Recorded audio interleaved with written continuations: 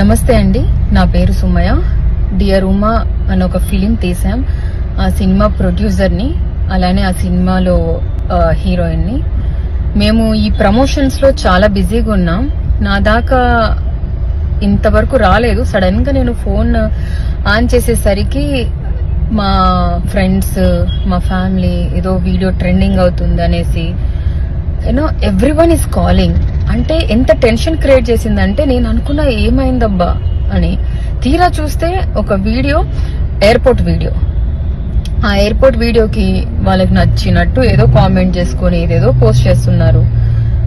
ఒక అమ్మాయిని పెట్టుకొని దయచేసి ఇలా అంటే నిజాలు తెలియకుండా చెయ్యకండి.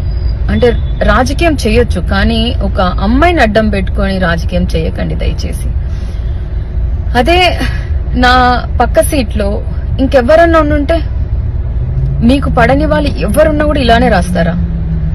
ఒక ఉమెన్ కి ఇచ్చే రెస్పెక్ట్ మన ఇండియాలో ఇంతేనా? I'm feeling so bad about this. నాకు అసలు మాటలు కూడా రావట్లేదు ఏం చెప్పాలి అని.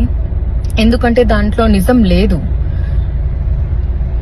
మా ఫ్యామిలీ ఫొటోస్, మా ఫ్యామిలీ గ్యాదరింగ్స్. నేను అనంతపూర్ అమ్మాయినండి. ఆబ్వియస్లీ మాకు చుట్టరికం ఉంది, మాట్లాడుకుంటాం.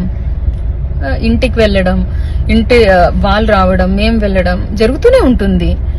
దాన్ని కూడా సడన్ గా ఇలా చేస్తున్నారంటే నేను దీన్ని ఎలా తీసుకోవాలో నాకు అర్థం కావట్లేదు.